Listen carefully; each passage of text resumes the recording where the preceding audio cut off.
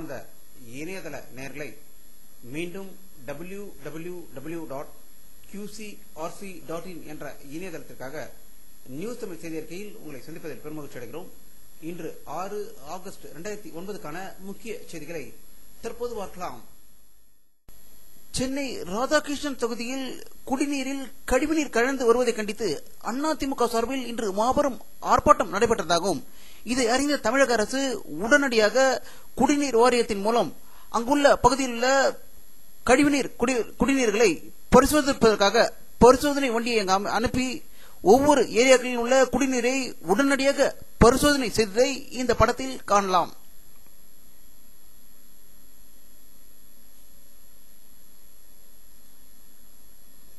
தமிழக மக்கள் நல்வாழ்வுத்துறை அமைச்சர் திரு MRK பன்னீர்செல்வம் அவர்கள் தமிழ்நாட்டில் பன்றிக் காய்ச்சலை கட்டுப்படுத்துவது மற்றும் ஒழிப்பதற்காக மேற்கொள்ளப்படும் நடவடிக்கைகள் குறித்து ஆய்வுக் கூட்டம் சென்னையில் நடத்தியதாக தகவல்கள் வெளிவந்து கொண்டிருக்கிறது. இதைப்பற்றி நம்முடைய அரசியல் வல்லுநர் கருத்து கேட்டபோது, மக்கள் நல்வாழ்வுத்துறை அமைச்சர் முதலில் பன்றிக் காய்ச்சலுக்கான இரத்த பரிசோதனையை டெல்லிக்கு சென்று பரிசோதனை செய்யாமல் தமிழகத்திலும் மற்றும் சென்னையிலும் அதன் பரிசோதனை கூடத்தை முதலில் நிறுவ ஏற்பாடு செய்ய வேண்டும் என்று வலியுறுத்தியதாக செய்திகள் வெளிவந்து கொண்டிருக்கிறது.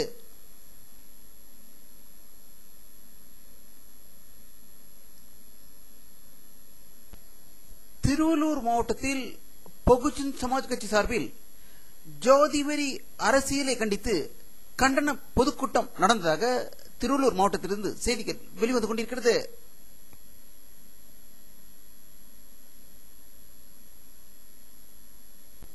தமிழ் ஈழ நாட்டில் பாதிக்கப்பட்ட தமிழ் மக்களுக்கு உதவ தமிழக அரசு சார்பாக 4வது முறையாக 15 கோடி ரூபாய் உள்ள உணவுப் பொருட்கள் இன்று சென்னை துறைமுகத்திலிருந்து கப்பல் மூலமாக இலங்கைக்கு அனுப்பி வைக்கப்பட்டதாக சென்னையிலிருந்து தகவல்கள் வெளிவந்து கொண்டிருக்கிறது.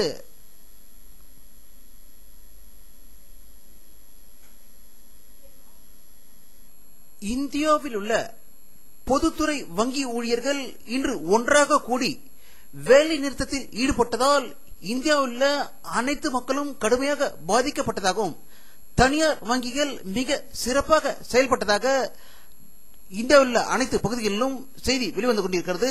இதை பற்றி நம்முடைய அரசியல் வல்லுநர் கருத்து கேட்ட போது, ஆண்டுக்கு ஒரு முறை இப்படி வேலை நிறுத்தத்தில் ஈடுபட்டு மக்களை தொல்லை கொடுத்துக் கொண்டிருக்கும் இந்த வங்கி ஊழியர்கள் முன்பு 10 ஆண்டுகளுக்கு முன்பு அனைத்துமே கையில் எழுதி கொண்டிருந்த போது வேலை பளு அதிகமாக இருந்தது. தற்போது எல்லாமே கம்ப்யூட்டர் மயமாக்கப்பட்டதால் இவர்களுக்கு 50% வேலை இல்லாமல் இப்படி போராட்டத்தில் இறங்குவதால் இவர்கள் அனைவருக்குமே மீண்டும் ஒரு 40% சம்பளத்தை குறைக்க வேண்டும் என்று அறிவுரை வழங்கியிருக்கிறார்கள்.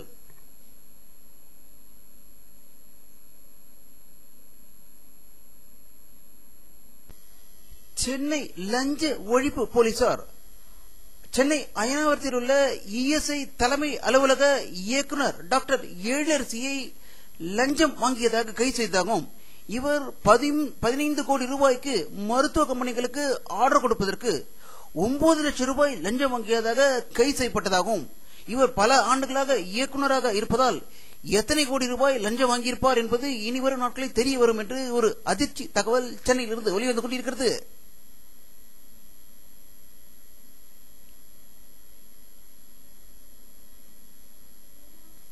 இந்தியாவில் சுதந்திரம் அடைந்ததிலிருந்து காங்கிரஸ் கட்சி குடும்ப கட்சியாக மாறி இந்திய மக்களை பிரித்து ஏமாற்றி ஆட்சி நடத்தி கொண்டிருப்பது மேலும் உண்மை என்பதை இப்போது நிறுவனமாகியிருப்பதை சீக்கியர் கோயிலுக்கு தலைமை அமைப்பான சிரோன்மணி குருத்வாரா பிரபந்த கமிட்டி பஞ்சாப் மாநிலத்தில் இயங்கி வருகிறது. அதை எதிர்த்து மற்றொரு குருத்வாரா பிரதம கமிட்டியை ஹரியானா மாநிலத்தில் இயக்க முடிவு செய்திருப்பதால் பாராளுமன்றத்தில் எதிர்க்கட்சிகள் பெரும் கூச்சல் குழப்பம் ஏற்பட்டு பாராளுமன்றம் ஒத்திவைக்கப்பட்டுள்ளதாக டெல்லியில் இருந்து தகவல்கள் வெளிவந்து கொண்டிருக்கிறது.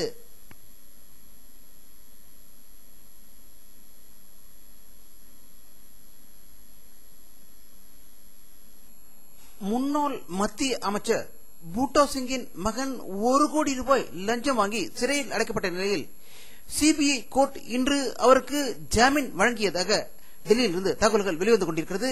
இதை பற்றி நம்முடைய அரசியல் வல்லுநர் கருத்து கேட்ட போது, அவர்கள் இதுதான் காங்கிரசின் CBI-யின் சித்து விளையாட்டோ என்று அவர்கள் கருத்து வெளியிட்டிருக்கிறார்கள்.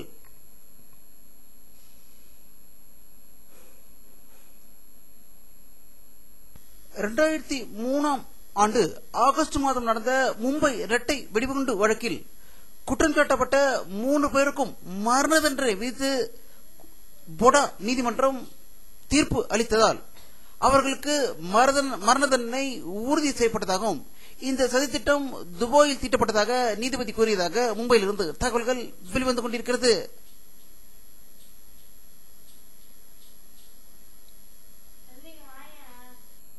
மேற்கு வங்க மாநிலத்தில் உள்ள மாவோயிஸ்டுகளை ஒடுக்குவதில் இன்னும் வெற்றி பெறவில்லை என்று மேற்கு வங்க அரசு செய்தி வெளியிட்டிருப்பதாக கொல்கத்தாவில் இருந்து செய்திகள் வெளிவந்து கொண்டிருக்கிறது.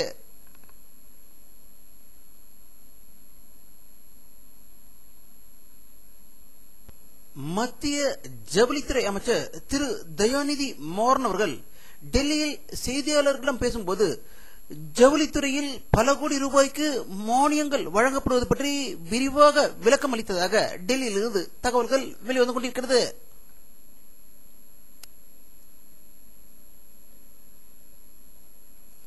பாகிஸ்தானில் உள்ள ஹிந்து ஆற்றில் பயணிகள் பேருந்து ஒன்று விழுந்ததில் 34 பேர் உயிர் இழந்ததாக ஒரு அதிர்ச்சி தகவல் இஸ்லாமாபாத்திலிருந்து வெளிவந்து கொண்டிருக்கிறது.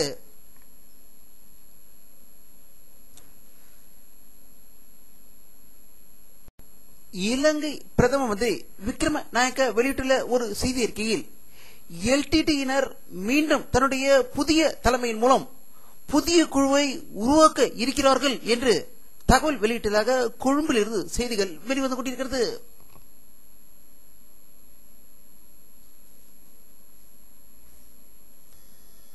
ஜப்பான் நாட்டில் உள்ள ஹிரோஷிமா நகரில் உலகிலேயே முதல் முறையாக அணுகுண்டு வீசப்பட்டதின் 64வது நினைவு தினம் நேற்று அந்த நகரில் கடைபிடிக்கப்பட்டதாகவும் இந்த நிகழ்ச்சியில் கலந்து கொண்ட அந்த நகர மேயர் அணுகுண்டு இல்லாத உலகத்தை உருவாக்க வேண்டும் என்று கோட்டுக்கொண்டதாக டோக்கியோவில் இருந்து செய்திகள் வெளிவந்து கொண்டிருக்கிறது.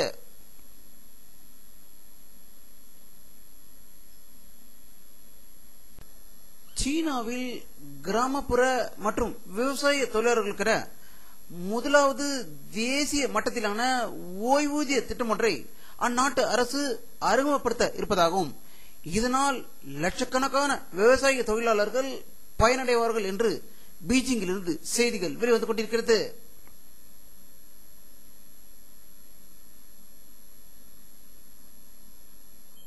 வானிலை அறிக்கை 6 ஆகஸ்ட் 2009 பிற்பகல் 4 மணியில் எடுக்கப்பட்ட சேட்டலைட் புகைப்படத்தை தற்போது பார்த்துக் கொண்டிருக்கிறீர்கள்.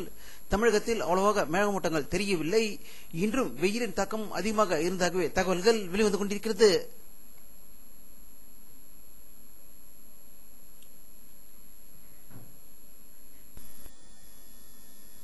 இத்துடன் இந்த செய்தி அறிக்கை நிறைவடைகிறது.